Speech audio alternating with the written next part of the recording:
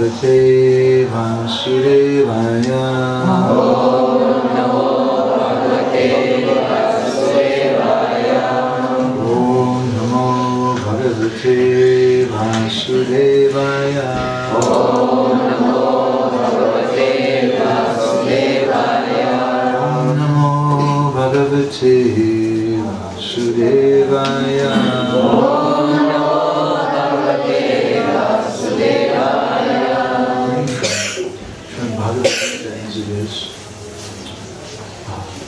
Chapter 1, text number 29. You can move the microphone a little closer to the mouth. Vepatuscha sharire me Roma harshascha jayate Tandivam shamsate hasta Tvakchaiva vidhayate. Let's read the translations and synonyms since we're reading 3 verses tonight. Arjuna speaking to Krishna. My whole body is trembling. My hair is standing on end. My bow Gandhaiva is slipping from my hand and my skin is burning. Please repeat.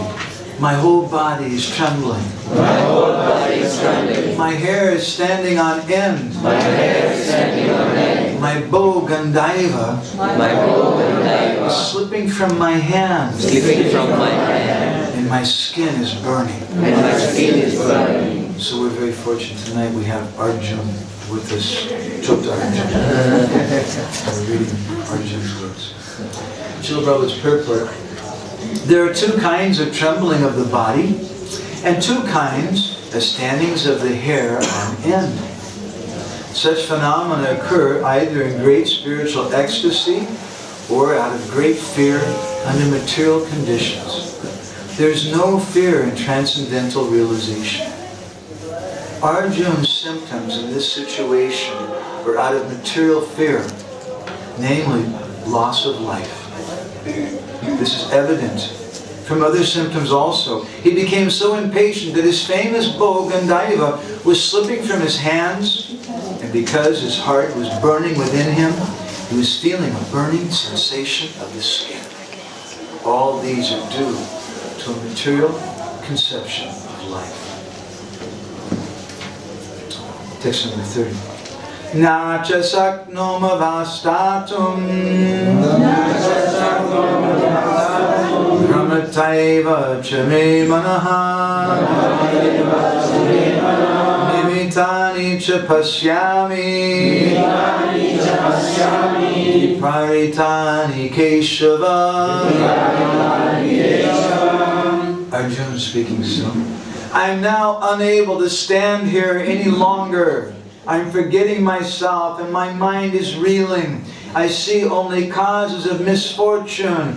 O Krishna, killer of the Keshi demon. Please repeat.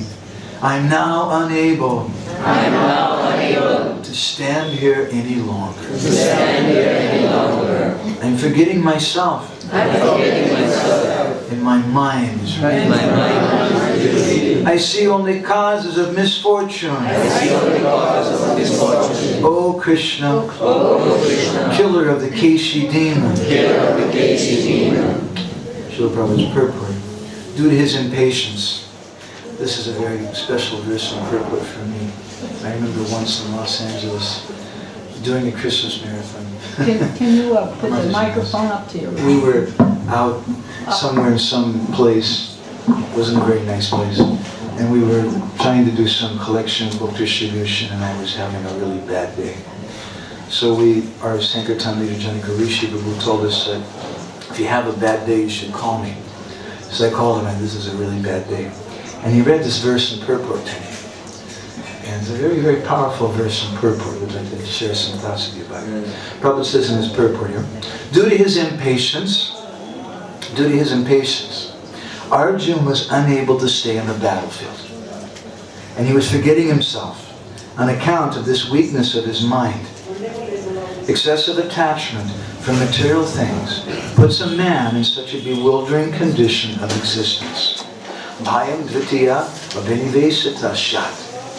Bhagavatam 11:2-37. Such fearfulness and loss of mental equilibrium take place in persons who are too affected by material conditions. Arjuna envisioned only painful reverses in the battlefield. He would not be happy even by gaining victory over the foe. The words nimitani viparitani are significant when a man sees only frustration in his expectations. He thinks, why am I here? Everyone is interested in himself and his own welfare. No one is interested in the Supreme Self. Arjuna is showing ignorance of his real self-interest by Krishna's will. One's real self-interest lies in Vishnu or Krishna. The conditioned soul forgets this and therefore suffers material pains. Arjuna thought that his victory in the battle would only be a cause of lamentation for him. Text number 31. We asked to read these three verses. Nacha shreyo nupashyami Adva swajanam ahave Nakangshe vijayam Krishna Nacharajam sukhani cha. Arjuna is still speaking. He says to Krishna, I do not see how any good can come from killing my own kinsmen in this battle. Nor can I, my dear Krishna, desire any subsequent victory, kingdom, or happiness. Please repeat. I do not see how any good can come from killing my own kinsmen in this battle. Nor can I, my dear Krishna, desire any subsequent victory, kingdom, or happiness. Srila Prabhupada's purport.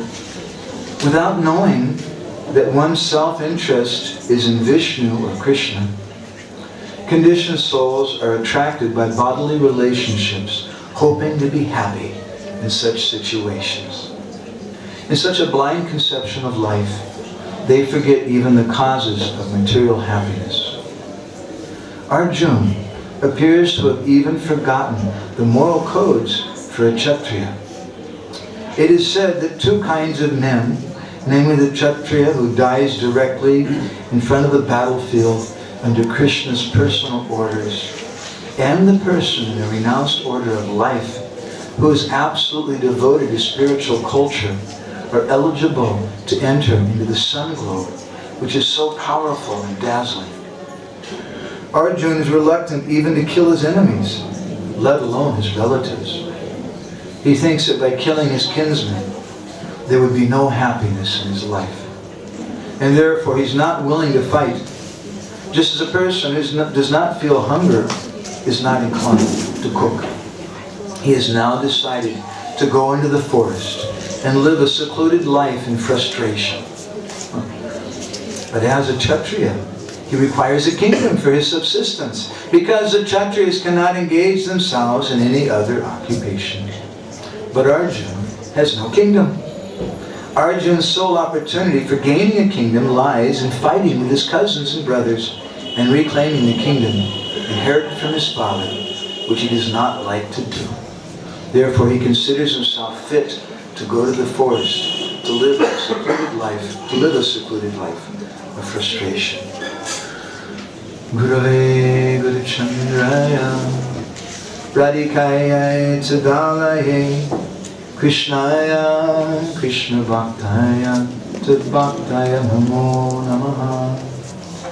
So, just speaking for a few words, I'm supposed to finish at 6. I'll just give a little introduction to this. This is my favorite chapter of the Bhagavad Gita. Most people, they don't take the first chapter very seriously. Real stuff begins with the second chapter. The real stuff begins with the first chapter. Our acharyas, some of our acharyas have titled this first chapter, Vishada Yoga. It means the yoga of lamentation. And beginning, I don't know with which text, but Krishna, Arjuna tells Krishna, famous verse, no, that my dear Arjuna, my dear Krishna, you take this chariot, chalo, he gives him some order, you take this chariot in between both armies. I want to see who's come here to fight. And Krishna takes Arjuna there. It's very interesting. Krishna indicates both armies. He doesn't just point to the Kauravas. He waves at both hands and he says, Arjuna, here's the enemy. What does that mean? I know who the enemy is. The enemy is Duryodhana and the wicked sons of Dhritarashtra. That's the enemy. But Krishna doesn't do like that. Krishna waves his hand, including both armies. Here's the enemy, Arjuna.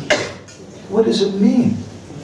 And then when Arjuna is there in that situation, and he sees his cousin brother Duryodhana there, he sees his teacher there, he sees so many friends, he sees his grandfather Bhishma Dev there, he becomes frightened. And he says, I can't fight anymore. He tells Krishna, Chasoknam yavashtatum brahmanti vachame manaha nimitani chapashyami viparitani keshava. I can't stand here any longer. I'm forgetting myself.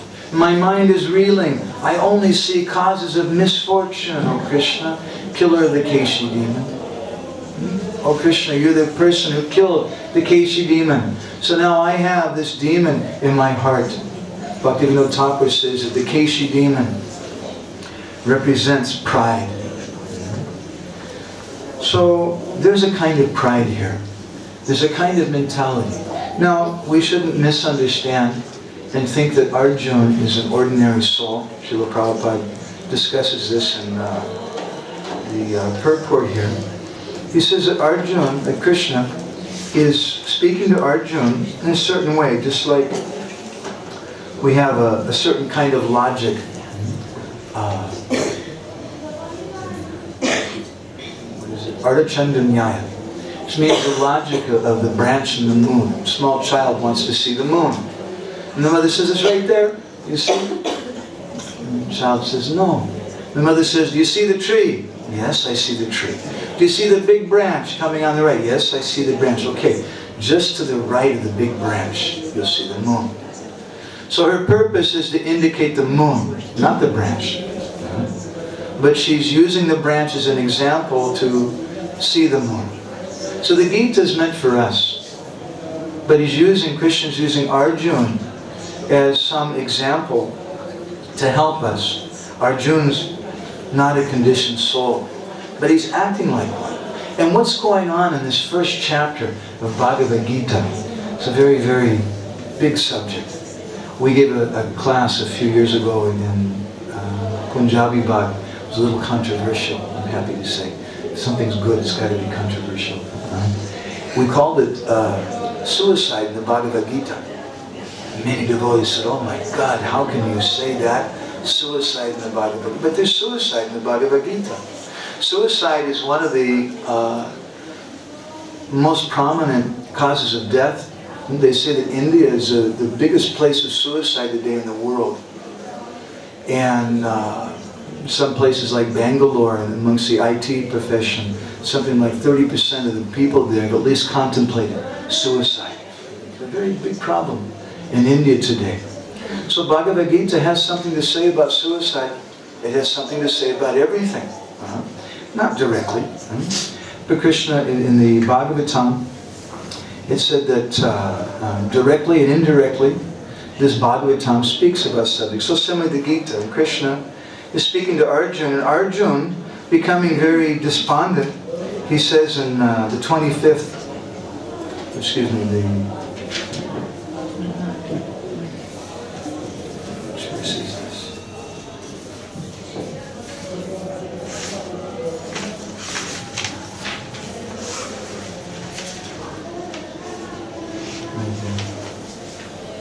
The 45th and 46th verses. Krishna, Arjuna describes that better that I die.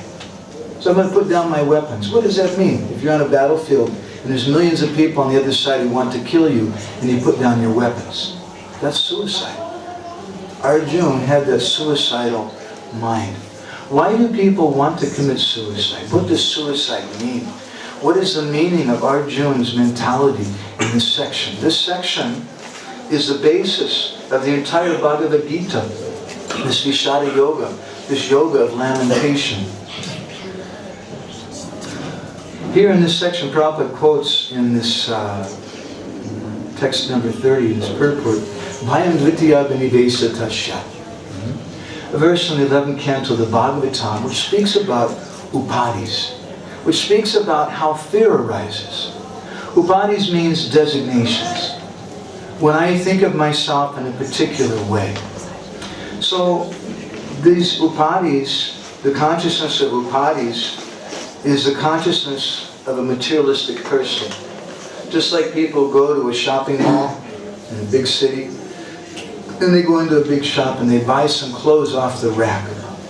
And along with those clothes, they may be purchasing an identity. They may buy a leather jacket and some leather pants with some spikes on the sides. I think I'm going to become a biker. Or a young lady, she might be like a bikini, a very small bikini. Yes, I'm going to be a sex goddess. That's what they're thinking. And they're buying an identity off the rack. When I was a young boy, my father made a small house, playhouse in the backyard for us. And we had many costumes in there. We had a policeman's costume, an army costume. We even had a costume like a housewife. Many different costumes. And we would pretend, we would dress up in these different costumes. This is material life. The Vedic literatures describe that when the living entity comes into this world, they have no conception of who they are. And the first conception is anamoya. I'm hungry. That's who I am. That's what the baby's thinking. That's the first identity. And then the next identity is, oh, this is my mother and father. They love me. And then after some time, oh, I'm a little girl, a little boy, whatever that means. And I'm their daughter, I'm their son. But you're not a little girl or a little boy. You're not even hungry. You're a spirit soul. These are just designations which have been assigned to you and you've accepted because you're looking for some kind of identity. This world is all about identity crisis. Trying to understand who we are. And as that little girl grows older, then she gets more upadis. I'm a student. I'm such and such girl's best friend. I'm a good student. And then after some time, I don't know, maybe someone can tell me better, when she becomes about 12 or 14 years old, then I'm a goddess. And all the boys are running after me and falling at my feet, because that's what you do with goddesses. They're following after me like that. And then I'm someone's girlfriend. You have no, that's not who you are. That identity is in connection with someone else and it's dependent on that other person. And then after some time, I'm someone's wife. And then I'm a mother. And then you have another kind of upadi. This child is my baby. And I'm giving it a name. It belongs to me. So these different types of upadis are dependent on these bodily relations. And what happens if the baby dies? It doesn't really affect the mother. How does it affect the mother? She has no physical contact with the baby after the baby's born. But the mother cries and cries, and she feels like a part of her is gone. They say that when your mother dies in this world, it's a big thing. Because we really identify ourselves with that personality from whose womb we came from. It's a big identity crisis. So when that girl's baby dies, then a part of hers died, and she feels great anxiety. Why? Because she had an upadi. She had a title for herself. She could understand, I am the mother of this little child. And now the child has died, but not only the child, a part of me has died. That upadi, that designation that I'm trying to understand myself by. And this is Arjuna's situation. He has so many upadis. I'm the grandson of Bhishma Dev. I'm the nephew of Dhritarashtra. I'm the cousin brother of Duryodhana. I'm a student. I have so many different designations. And now I have to kill these people. And if I kill these people, I'm going to kill part of myself. Now again, we should understand that Arjuna, he's not really in this kind of material consciousness. But this chapter of Ishad Yoga is teaching us what material consciousness means, up to the point where we forget ourselves. Even we may be devotees. At least I wear tilak and I have kunti mala and I have this bead bag I go around with. But my mind may be on other things. And I may be thinking of myself as the son of my mother and the husband of my wife and the father of this child. I have so many different upadhis and designations there.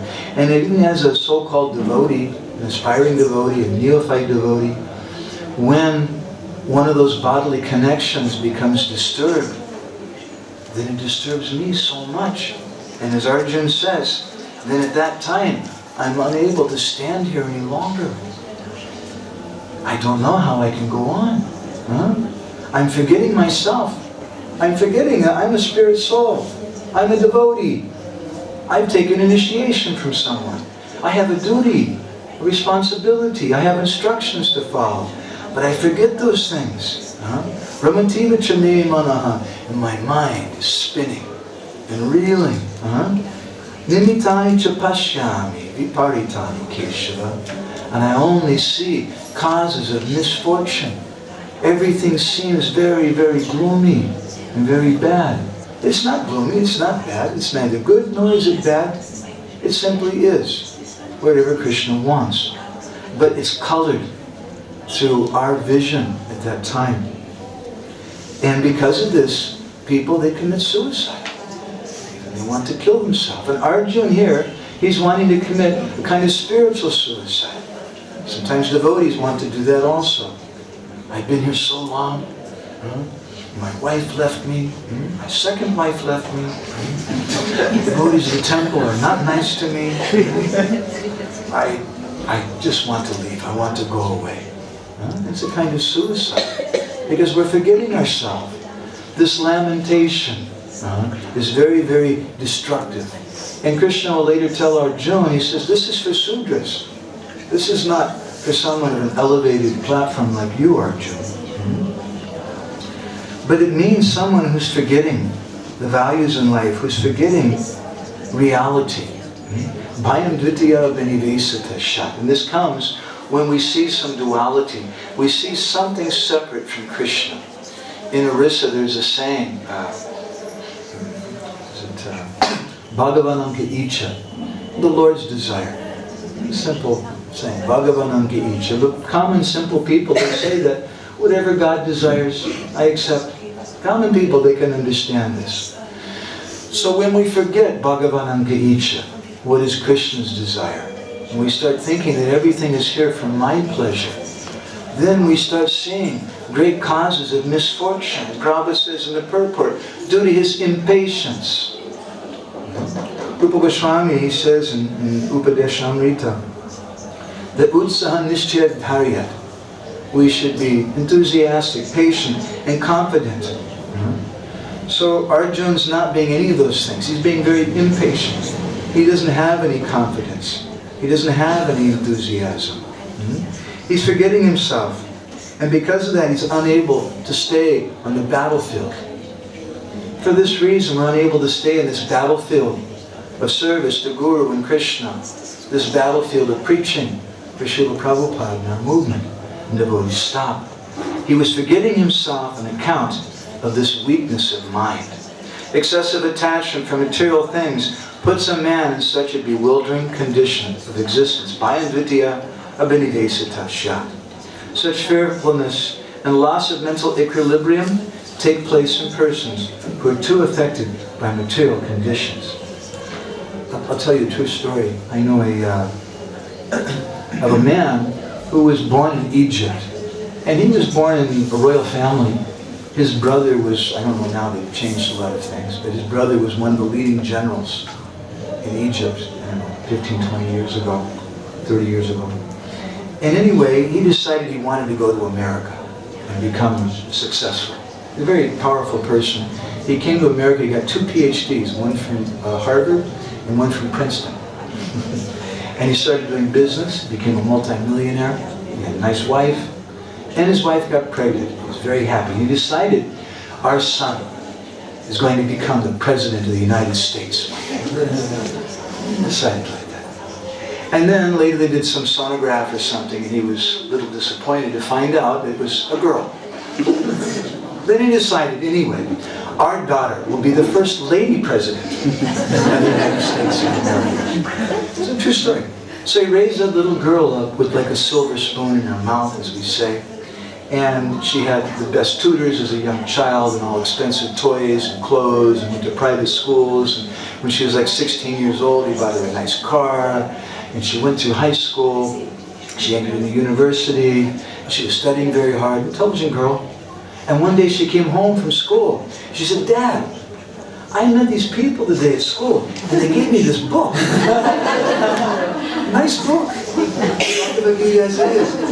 And she started reading the book. A few days later, she came to see her father again. She said, Dad, I want to join the Hare Krishnas. True story.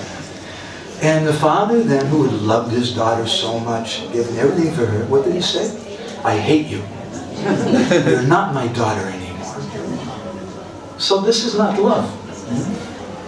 In the first canto of the Bhagavatam, love is defined as ohiktaki pratiyata yapa supersedity. That thing which is ohiktaki, without any cause. And apratiyata, it doesn't have a beginning or an end. It doesn't stop. That's real love. So, because he had some upadi on her, he loved her, but that love was based on the upadi, based on the designation that he had attached to her. You are my daughter. And I love you as long as you behave according to the designation, the upadi that I've given you. And if you don't behave according to that, then I hate you, you're not my daughter anymore. Sociologists, psychologists say this is one reason why children like to play with toys. Because it's a very frustrating thing to be a child. You're not in control of anything. Everybody's telling you what to do and you have to do it. But when you have a little toy, I remember there was one, Mataji, this is a true story, who joined our temple in Seattle, and she was like a punk rocker before she joined. And in high school she had this really cute little teddy bear that she would bring to school, and she'd stuck pins in the body of that teddy bear because she's a punk rocker. So sometimes children, they like to do that. They like to have a toy because they can exert some control over the toy. They can't exert any control over anyone else, but they can control that toy. And they can break it, they can tear it to pieces, stick pins in it, do whatever they like, and no one can say anything to them. So upadis are like that. We want to control someone. Upadis actually indicate a kind of violence. They indicate a mentality that I love you as long as you behave according to X, Y, Z in the contract. According to, as long as you behave in the way that I want. And it's not real love. We laugh about this. But we have to also look at our own movement.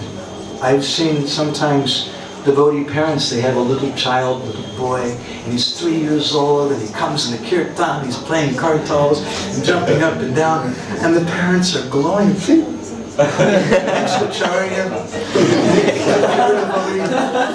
Like this, they're so happy. And they love their child, and they want him to grow up, and they send him to Gurukul, and do everything right. They shave his head twice a week, and they bring him to Mangal Artik every day, and the devotee. And then he gets about 15 or 16 years old, and he discovers girls. And maybe he discovers some other things also. And one day he comes home and says, Mom, I don't want to be a Hare Krishna. I want to grow my hair long, and I want to smoke pot, and I want to have a girlfriend. And then what does the mother and the father say sometimes? I hate you. You're not my child anymore. So this is not love. Real love means ohiktaki, apratiyata. It has no motivation. I love you. I don't agree with what you're doing, I would be very happy if you want to be a devotee, but no matter what you do, I'll always love you. My mother once told me, she said, I'll always love you. Even if you kill someone and go to prison, I'll still love you. She had that kind of mood. We should have that attitude. And that's a very, very powerful thing. It's apratiyata. It doesn't have any end to it. That's real love. And that love can change people's hearts. So as devotees, Rupa Goswami says that Sarvapadi vinirmuktam tatpuratdena nirmalam rishikena shikesha sevanam bhaktiruchate. We should give up upadis. We should give up designations. Not such an easy thing to do. If we think about it, I'll speak in a very frank way. Because if you're with friends, you tell some secret, you speak some frank thing. That's how you make friendship. We have so many designations. We might even have a designation that I'm a member of ISKCON. That's a designation also. And Srila Prabhupada gave that designation. He created this society. If Srila Prabhupada wanted devotees to not have designations, why did he create an institution that gives designations? You're an initiated disciple, you're a member of ISKCON, you're a life member. We have so many designations. Why is that? Not because that's the goal, not even because it's who I am. In the spiritual world, I may not be a pot rusher or a person who gives Bhagavad Gita class. I may be something else. But it's because we need those things. Because we're shopping in the mall looking for an identification. And for such people, Srila Prabhupada has come and he's given an institution. You can be a life member. You can be a member of the society. And this is good for us. And there's different levels of this conception. On one level, it may be a little shallow. But on a deeper level, when one understands that my Gurudev is my everything, we have Guru Nishta, then it's not just membership in an institution, but that's bhakti. That I have this strong relationship with my Gurudev. I can't go anywhere.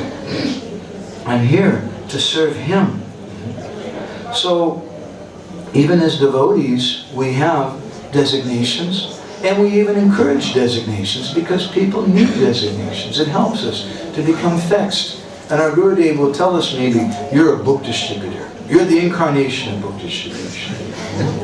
You're a pujari, you're this, you're that. Oh yes, this is my identification. That's okay. But we shouldn't be attached to that particular service. Maybe our Gurudev may tell you the incarnation of book distribution this week, and the next week he may tell you, now you're the incarnation of toilet cleaning. And here's a bucket, and there's the bathroom, and go do your work. And as devotees, we should be very, very happy. Because we're not attached to any ultimate upadi. We're simply attached to being a servant of our Gurudev. That's our first real spiritual identification. And we have so many identifications. We may also, as we were speaking this morning, identify ourselves with our ashram. I'm a brahmachari, I'm a grihastha, I'm a vanaprastha, I'm a sannyasi. And these are helpful also to us, inasmuch as they encourage our bhakti. But if we only see these things, then it may be detrimental to our bhakti. Some years ago, we printed a story in our Krishna Katamrita Bindu magazine from the Sringa Purana. It's almost an identical account given in the Mahabharata. Very interesting story. There was one brahmachari, and his father was a very powerful Brahmin who'd done so many sanskaras and things for him. And his father passed away early, and the boy was growing up with his mother. And as a young boy, he decided, I'm going to take sannyas. I'm very serious spirit. So he left his mother, who didn't have anything, and he went out and he was doing his meditation, his bhajan, very powerful person. He only had one piece of cloth that he would wear. And he would take bath in the river, wash that cloth and hang it out, put it out on the grass and sit and doing his bhajan. And one day when he did that, he's sitting there in meditation, a strange thing happened. Two birds came and they picked up that cloth and started flying away with it. It's the only clothes he had. So he became a little agitated. And he glared at those birds. And suddenly the birds fell down dead. Brahmachari said, yeah. I'm a very powerful person. So he got dressed, and later on he thought, anyway, I'll go into town and I'll give some blessings to some poor rotten grihastas. Give them an opportunity to give service to such a powerful spiritual personality like myself. He was very humble. And he went to the house of one grihasta family, knocked on the door. A lady came, and he held out his cloth. And the Bhomata Bhagavati Bhikshandehi, if you please, give me some alms. And, oh yes, yes, very happily. So she ran inside to get something. Just at that moment, her husband came home. As soon as her husband came home, that lady forgot all about the brahmachari. She immediately washed her husband's feet. It had been a long, hot day. And she brought him some food and sweet words and some cool drinks. And she was taking care of him. For 20 or 30 minutes, that brahmachari was standing outside. And he was getting very annoyed. And finally, that woman came back. And the brahmachari was thinking, the birds. So he gave her the same look. He was glaring at her like that. And that Mataji, she became a little annoyed with him. She said, look, don't think I'm one of those birds, okay?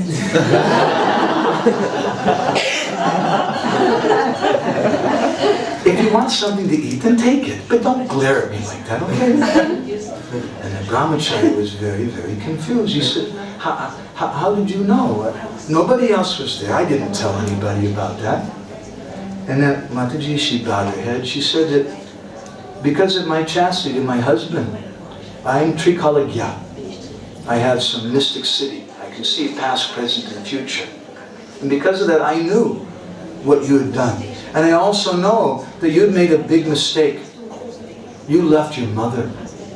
And she had no one to take care of her. And now she's suffering, she's crying. No one is there to take care of her. And she's going out and she's begging. She's feeling very, very depressed. He said, oh, what should I do? And she told him that you should go to this nearby town, some distance away. And there's one man there. You should seek him out. And you should accept him as your guru. Because he wanted to accept the ladies as guru. She said, no, I'm not the one. You should accept him as your guru, and he'll help you. Okay? So he went to that town, he went to the place, and he was told, he said, I'm looking for such and such person. Yeah, that's his shop right over there. Okay, thank you. He went to the shop. Must be some mistake. Is there anybody else who are the same name? No, that's him right there. Only one person in town with that name. But it's a butcher shop. Well, that's the person. How is it possible? And he went into the butcher shop. Excuse me, are you such? Yes, I know. The housewife, she told me to come to me because you killed the birds and your mother. I know all about it. How?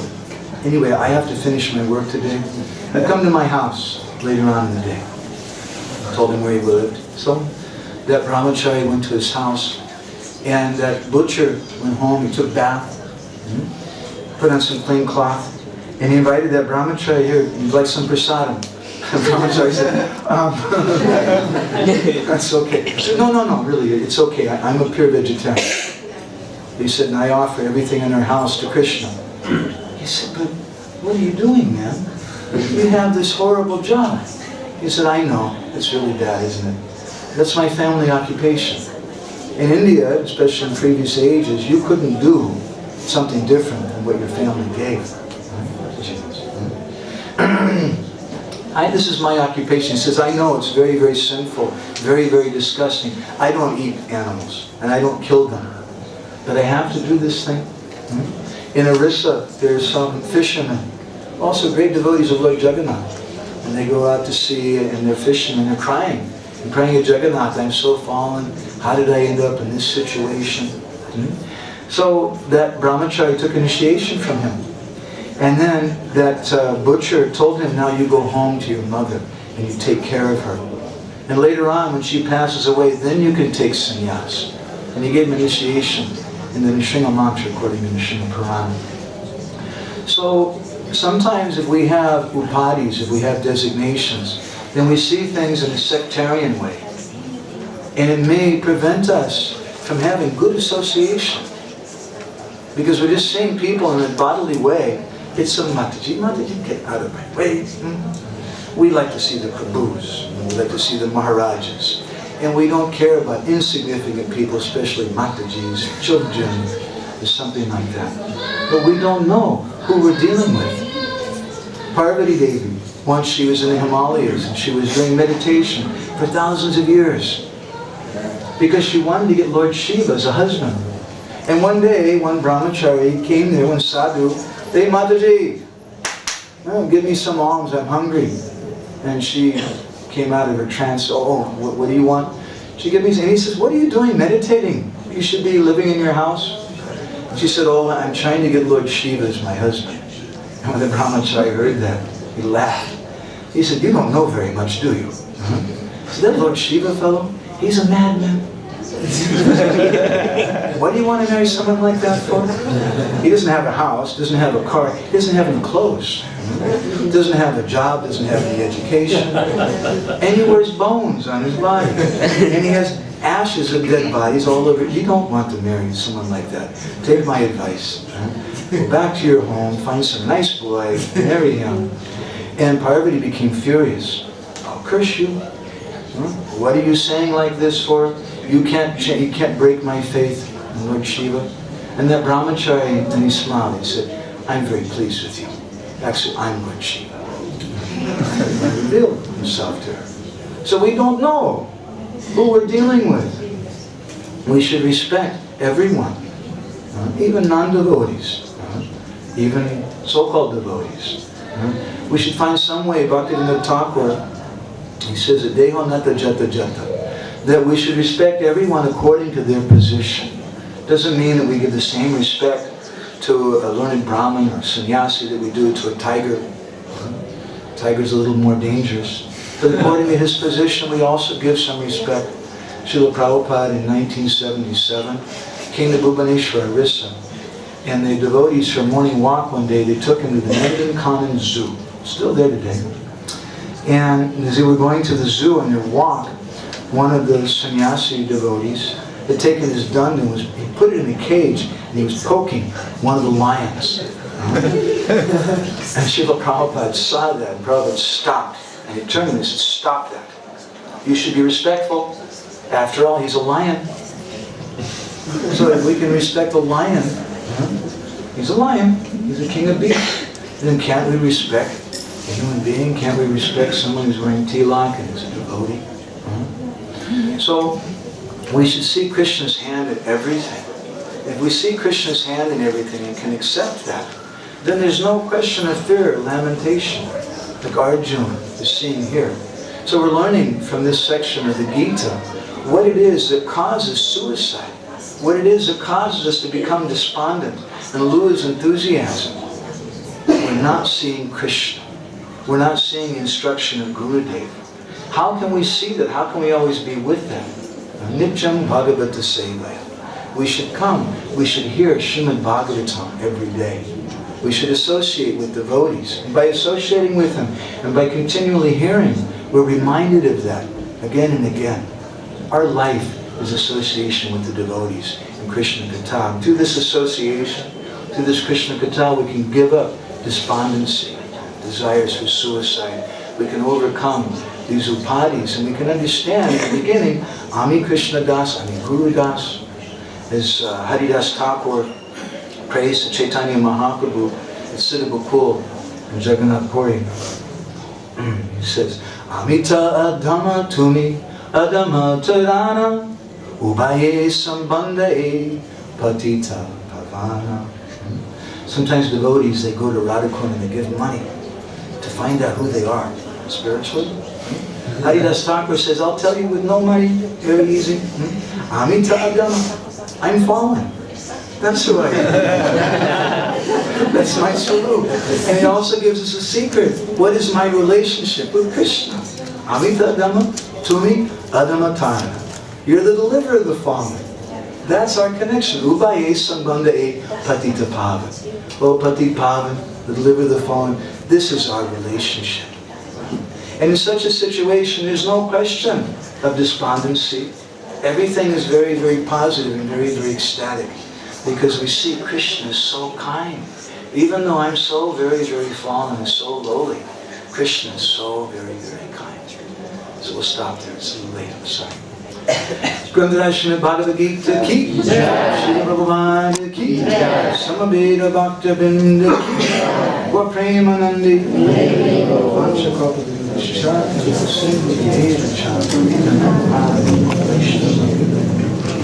You don't want to take any questions? We have time?